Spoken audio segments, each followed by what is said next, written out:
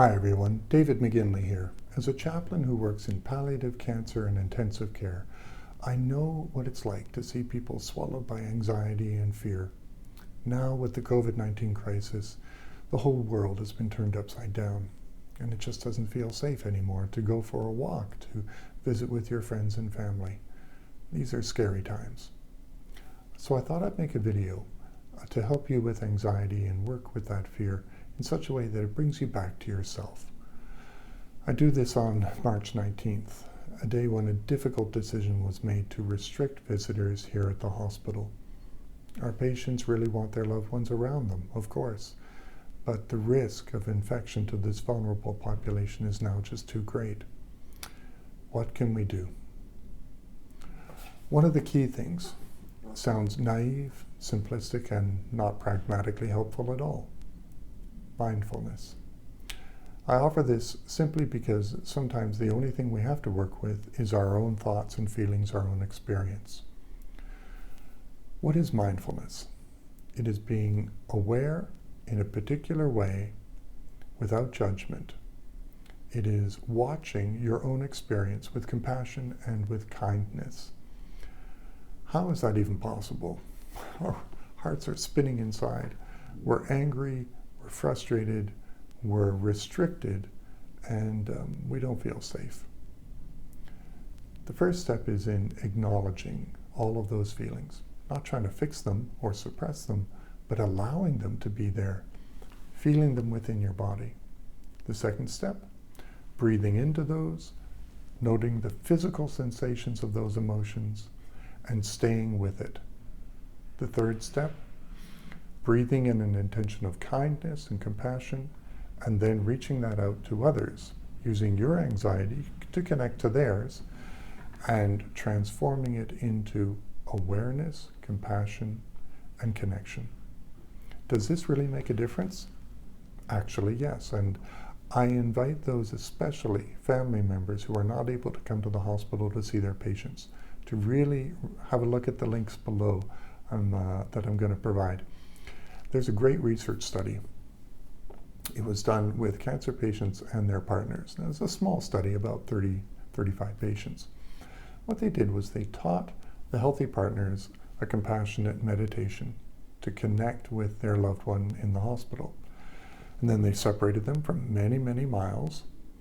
And for 10 seconds, only 10 seconds, spontaneously and sporadically through the day, the loved ones would send this compassionate intention and mindful prayer to their loved one in the hospital. Now the thing is, both the patient and their partner were hooked up to various monitors that measured galvanic skin response, heart rate, brain waves. And what they found was there was a correlation during that 10-second meditation period. Even over a distance, that intention of compassion and love registered physiologically within both people. There was a synchronizing of biorhythms and biopatterns. Now, the Institute of Heart Math has gone really deep with exploring this, looking at something called heart-brain coherence. And I'll provide the links to all of these research studies below. Have a look at them just to appease that doubting side of you, that this might not be a good investment of your time and energy. When we are locked in the house, when we are under self-isolation, this may be one of the most powerful things we can do for the benefit of the world and for ourselves. So, the guided meditation. Let me walk you through it, and this will take about 5 minutes. I invite you to first sit down, make yourself comfortable, or you can lie down. Shut off all the screens except for this one, of course. Close your eyes. Breathe.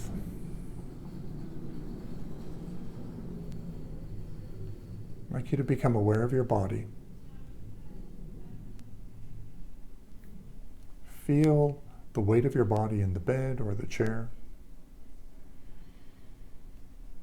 Check in with your feet, your legs,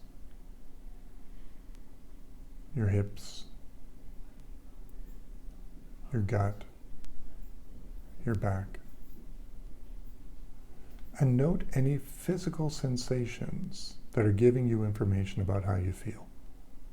If you're like me, usually anxiety and tension and stress are held in your gut. Or maybe it's in your neck. Wherever it shows up, let it be there. We don't want to fix it. We want to be aware of it and hold it tenderly and kindly. Breathe into it. Breathe into that part of your body.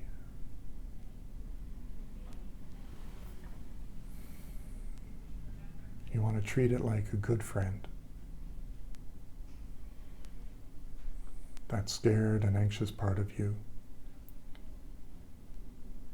When we can't embrace each other on the street, right? We want to embrace that part of ourselves that is scared.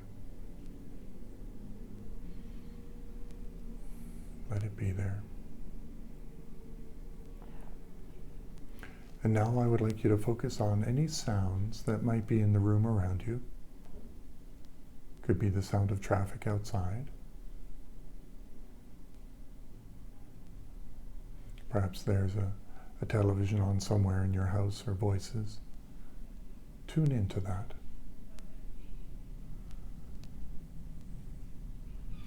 See, right now we want to open up to everything that is in this moment. Want to do it without resistance. We're trying to fully show up in the here and now.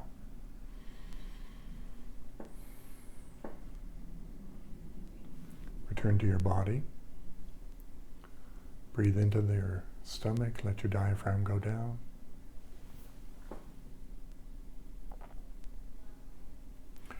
Now as you feel your fear, as your thoughts are jumping around, and believe me, they will do so, let them. Mindfulness is not about calming the noise of the mind. That's impossible. It's about observing and realizing you don't need to believe everything you think. You don't need to be controlled by everything you feel. Allow it to be there.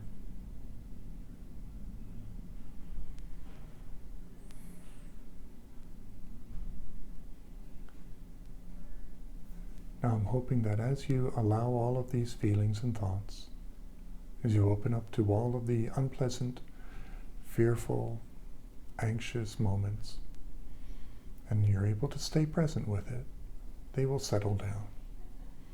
Feel how your body is. Is it more relaxed?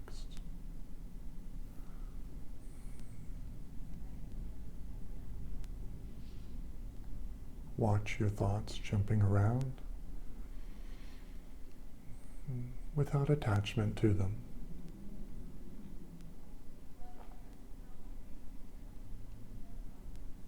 And you can say to yourself, I am anxious and scared, but this is a temporary experience.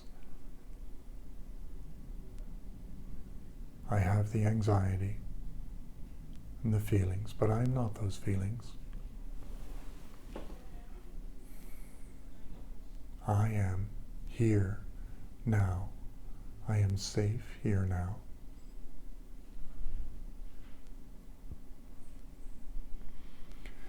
Now, if you have a loved one in the hospital, visualize them. Breathe in their anxiety and fear and send back your love. Hold them tenderly as you have been holding those anxious feelings.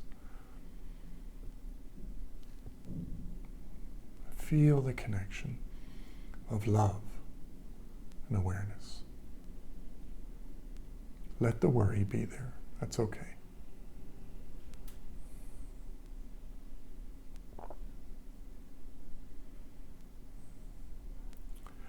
Now return to the body. Feel the weight of the body in the chair or in the bed. Kindly and calmly open your eyes. Listen to the sounds around you. Breathe down deep.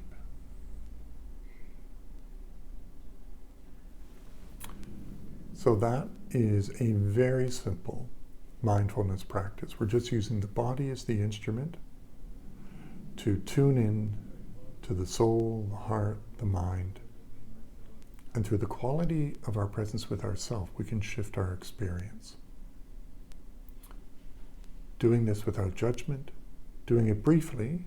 Well, with me, you've done a fairly long session actually, but to practice this intermittently through the day, and don't do it too hard. About 10 seconds, 30 if you're ambitious. And do it in a spontaneous and relaxed way. A remarkable thing is going to happen. One of the links below shows a study indicating that even with 10 seconds of mindfulness done every hour, right? 10 seconds every hour, there are physiological changes within your body, and there can even be neurological changes in your brain. An area called the anterior cingulate cortex gets denser and thicker, and it's been found those who have been doing this for decades, like monks and people who've been meditating regularly, have a different brain structure than regular people, than the rest of us. So you can actually neurologically wire yourself for peace and equilibrium, for equanimity and non-judgment. Don't try to be consistent with this. Don't try to reach a point of success. This is done intermittently, sporadically, but your consistency in trying is what is going to help stabilize you. These are scary times, but we are not powerless. Let's use the COVID crisis to activate our compassion, to be a participant in the transformation of the world. Perhaps all of this can shift our economy from one based in finances and profit and gain to one human-centered and based in people and community health. Perhaps this can be part of the transformation of an entire culture. But transformation and change are painful, and I'm afraid that the greatest fuel for them is often a crisis, whether that be cancer or COVID. Let's not waste the crisis. Let's use it to deepen our humanity, amplify our love, connect through compassion, and build a better world. I wish you and your loved ones health and deep life, lovely connection, and great self-awareness. Thanks for watching.